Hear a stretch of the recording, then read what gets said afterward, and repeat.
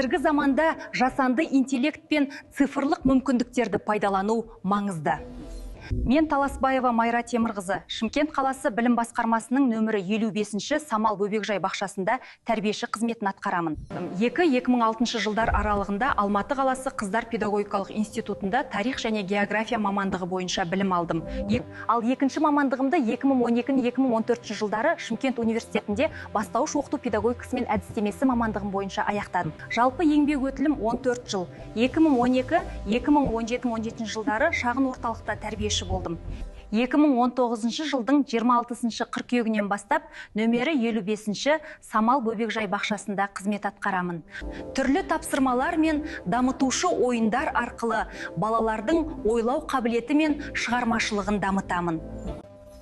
Түрлі байқаулар мен іс-шараларға қатысып, алғыс хаттар мен марапаттарға ие болдым. Менің ұстанымым әр бала ерекше. Алдағы мақсатым білімімді жетілдіріп, саналы да тәрбиелі ұрпақ тәрбиелеу.